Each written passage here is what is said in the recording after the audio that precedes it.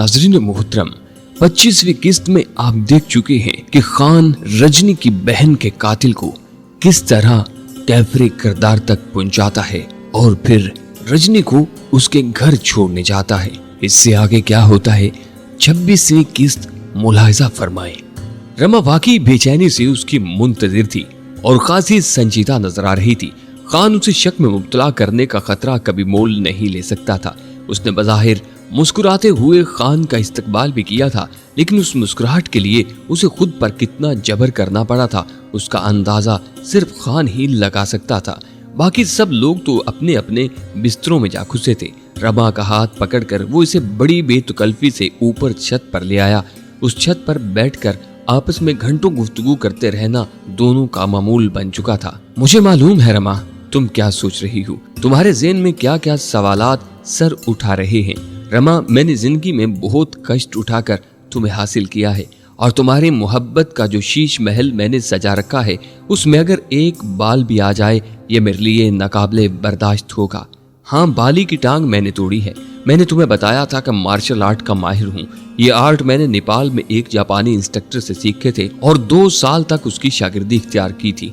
मैंने पहले ही रोज तुम्हारी और रजनी की मोहब्बत का अंदाजा लगा लिया था। तुम्हारी हर चीज से मुझे वाहियाना इश्क है।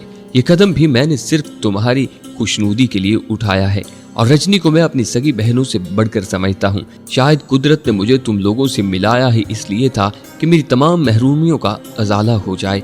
मुझे तुम्हारी मोहब्बत पर नाज है और रजनी जैसी बहन पाकर फख्र महसूस करता हूँ कि वो देश की सेवा के लिए इतनी खतरनाक नौकरी कर रही है। वो बोलता चला गया और रमा के अंदर शकूक का सर उठाता नाग शांत होता गया। हर कदम पर उसके सामने खान का नया रूप आ रहा था और हर रूप पहले से ज्यादा खूबसूरत होता था।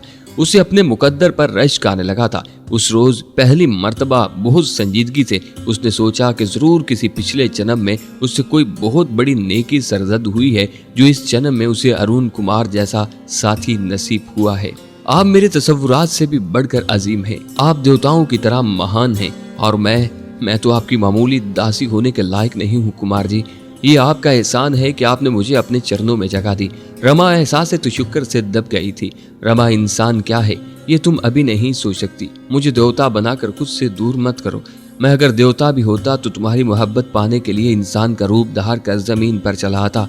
खान महसूस करने लगा था कि ये बातें वो सिर्फ एक्टिंग करने के लिए नहीं कह रहा। कोई ताकत वाकई उससे ये सब कुछ उगलवा रही है। जाने इस लड़की में क्या सहर छुपा था कि उसकी अपनी शख्सियत उसके सामने दबी दबी महसूस होती थी। वो खेल जो उसने अपने बिजनेस का हिस्सा समझकर खेला था, आहिस्ता आहिस्ता अब हकीकत का रूप धारने लगा था। लाशऊरी तौर पर उसका दिल उसकी गिरफ्त से आजाद होकर अब रमा की मुट्ठी में चला गया था। ये कोई खुश आइंदा बात नहीं थी। उसे अपने बचपन की वो कहानियां याद आ गईं, जब ऐसी ही खूबसूरत जादूगरनियां शहजादों को पत्थर के मुजस्मे बनाकर अपने गारों में नस्ब कर लिया करती थी। ऐन मुमकिन था कि रमा की मोहब्बत का सहर उसे पत्थर का बुत ही न बना कर रख देता। रमा ने उसकी बात का जवाब सिर्फ अरुण कहकर दिया और अपना सर उसके सीने पर टिका दिया। खान का हाथ बेख्तियार उठा और उसकी उंगलियां रमा के बालों में कंघी करने लगी और नामालूम मदहोशी उस पर छाने लगी। इन बालों में धनक के सातों रंग उसे लहराते नजर आ रहे थे और रंगों की इस धनक में वो डूबता चला जा रहा था। टेंडर खुलने में अभी कुछ रोज बाकी थे और खान जानता था कि सूबेदार सरकारी कार्रवाई बहरहाल पूरी करेगा। उसकी दाढ़ी अब चेहरे पर नुमायां होने लगी थी। ऐनक लगानी उसने छोड़ दी थी और अपने बालों का स्टाइल भी खान ने तब्दील कर लिया था। अगले रोज सुबह जब रजनी इन लोगों से मिलने आई तो खुशी से उसका चेहरा धमक रहा था। दिल्ली के अखबारात ने इस रोज बाली की नामालूम हमलावर की तरफ से टुकाई और फिर उसकी टांग तोड़कर उसे कूड़े क्रिकेट के ढेर पर फेंक जाने के वाकयात को शायद सुर्खियों के साथ शाया किया था। बाली को अस्पताल में जाकर होश आया था, लेकिन वो किसी की निशानदेही करने से कासिर था। उसने पुलिस को सिर्फ इतना बयान दिया था कि हमलावरों ने चेहरे चादर से ढांप रखे थे। उसने अपनी साख कायम रखने के लिए झूठ बोला था। ये बात उसके लिए बायस शर्म थी कि एक अकेला आदमी उसके डेरे पर आया और उसे मार मार कर बेहोश कर गया था। डॉक्टर ने जाती राय दी थी कि जिस बुरी तरह उसका पांव तोड़ा गया है, अब उसके दोबारा जुड़ने के इम्कानात बहुत कम हैं। किसी ने बड़े माहिराना तरीके से ये काम किया था। बाली के साथ ऐसा सलूक होने पर शहरियों ने सुख का सांस लिया। अब पुलिस उसकी गैर मौजूदगी में उसके साथियों को गिरफ्तार करने के लिए छापे मार रही थी। अरुण की दरख्वास्त पर रमा ने इस बात को अपने तक ही महदूद रखा था। उसने रजनी पर यह जाहिर नहीं किया था कि अरुण ने उसे सब कुछ बता दिया है। 4-6 रोज उसने घूमने फिरने में गुजार दिए। उस रोज भी रमा के साथ एक बार नुमा होटल में बैठा था जब एक बहरा उसके नजदीक आकर रुका। आप ही का शुभ नाम अरुण कुमार है? हाँ, खान के बजाय रमा ने जवाब दिया। ये चिट्ठी आपके नाम एक साहब दे गए हैं। बहरे ने उसे एक बंद लफाफा थमा दिया। ओह, वही गधा होगा। खान ने हैरत अंगेज फुर्ती से अपना मूड बदल लिया था और बड़े कलंट्री अंदाज में लफाफा फाड़ कर कागज निकाला। अजी साहब, आजकल तो फिल्मों ने लड़कों का दिमाग खराब कर दिया है। 1-2 अंग्रेजी फिल्में क्या देख ली, खुद को जेम्स बॉन्ड बना लेते हैं। अब इस गधे दलीप ही को ले लो। मुझे मिल भी तो सकता था, नहीं मिला, रुक्का दे गया है। धत तेरी की। उसने रुक्का पर फुर्ती से नजरें दौड़ाई और जहन में एक फोन नंबर हिफ्ज करके उसे फाड़ कर अपनी जेब में डाल लिया। ये क्या? रमा बोली। जेब में आपने कागजों के टुकड़े क्यों डाल लिए? क्या मैं लोगों की तरह नादानी करूं? उसने फर्श पर बिखरे हुए कागजों की तरफ इशारा किया और ये कहते ही उसने एक जोरदार कहका बुलंद किया और फिर बाकायदा हंसना शुरू कर दिया।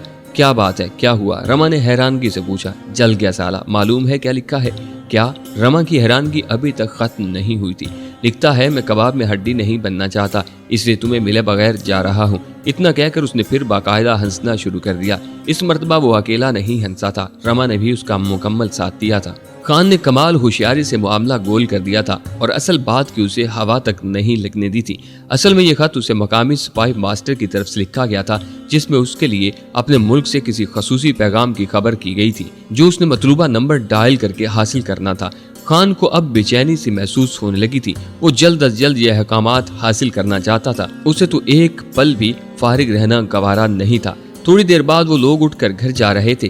खान ने रमा को अपने रवैये में कोई मामूली सी तब्दीली भी जाहिर न होने दी थी, बल्कि रमा के जहन से ही ये बात निकल चुकी थी कि किसी ने खान को होटल में कोई खत भी लाकर दिया था। रजनी वापस जा चुकी थी। उन्होंने खासा वक्त एक दूसरे की मईत में गुजारा था।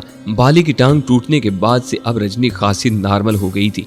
एक बात तो खान ने खास तौर पर महसूस की थी कि उसका रवैया अब पहले 1-2 रोज वाला नहीं रहा था। वो खान की गैर मौजूदगी में तो रमा के साथ वही गैर संजीदा गुफ्तगू और हरकतें करती थी, लेकिन खान के वहां आते ही संजीदगी इख्तियार कर लेती थी। खान महसूस करने लगा था कि अब वो उसकी दिल से इज्जत करती है। उसी रात उसने मतलूबा टेलीफोन नंबर डायल करके अपने मुतल्लिक ताज़ा अहकामात हासिल कर लिए थे। उसे बताया गया था आज से ठीक 10 रोज बाद जब घड़ी की सुइयां 3 और 12 के हिस्सों को छू रही हों तो उसे अंबाला रेलवे स्टेशन पर पहुंच जाना चाहिए। नए दोस्त की पहचान उसे करा दी गई थी और बाकी अहकामात उसी से हासिल करने थे। अंबाला शहर, अजय साहनी, ये दोनों अल्फाज दोहराते दोहराते उसने रात काटी और जब सुबह हुई तो वो लोग नाश्ते से फारिग हुए तो ये देखकर वो हैरान रह गया कि रोजमर्रा की डाक में उन्हें सप्लाई आर्डर मौसूल हो गया है। रमा ने उसे बताया कि रजनी की छुट्टी खत्म हो गई थी। शायद 2-1 रोज बाद वो घर आए। 2-3 रोज बाद खान और सहाय किराए के ट्रक पर माल लाद कर मेरठ छावनी की तरफ जा रहे थे। उनकी आमद की इतला पाकर सूबेदार बलाती राम दरवाजे पर ही आ गया था। उसके क्लियर करने के बाद ही ट्रक को अंदर जाने की इजाजत मिली थी। मतलूबा स्टोर के दरवाजे पर पहुंचने तक बुलाती राम ने उन्हें ये ब्रीफिंग भी कर दी थी कि वो अपने कर्नल साहब की मौजूदगी में उन्हें डांट डपट भी करेगा, लेकिन उन्हें बुरा नहीं मानना। खान की उकाबी नजरें बड़ी बेचैनी से इतराफ में भटक रही थी। उसने सिपाहियों की आमद-ओ-रफ्त से अंदाजा लगाया था कि यहाँ ज्यादातर सिख रेजिमेंट ही रखी जाती है। उनका माल वहीं उतार कर कर्नल साहब की मौजूदगी में दोबारा चेक किया गया था और कर्नल साहब ने कमाल शफकत का सबूत देते हुए ओके कर दिया था। जहां वो लोग मौजूद थे वो एक बैरक नुमा गोदाम था जिसकी पुश्त पर निशाना बाजी की जगह बनी हुई थी। इर्द गिर्द खुली जगह पर जवान मशकें कर रहे थे। खान बड़ी दिलचस्पी से उन्हें मशकें करते हुए देख रहा था।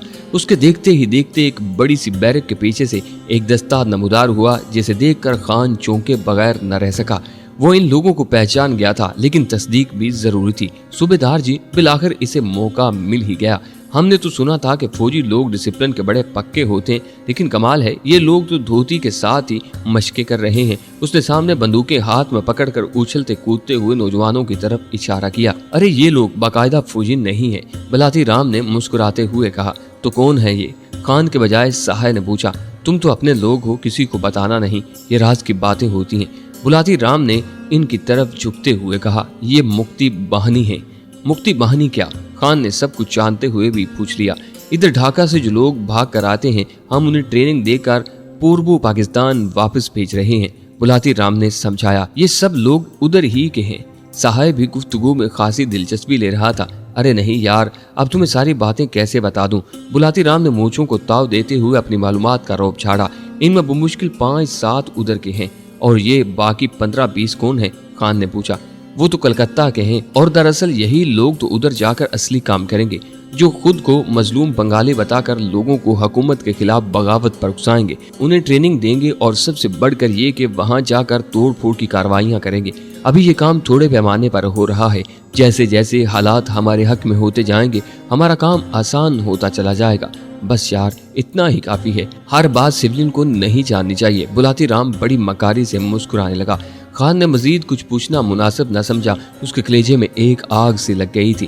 آج جو کچھ اس نے اپنی آنکھوں سے دیکھ لیا تھا، اور اس سے پہلے جو کچھ معلومات اسے حاصل ہوئی تھی، اس کے بعد سے عجیب خدشات اس کے دل و دماغ میں جڑ پکڑنے لگے تھے۔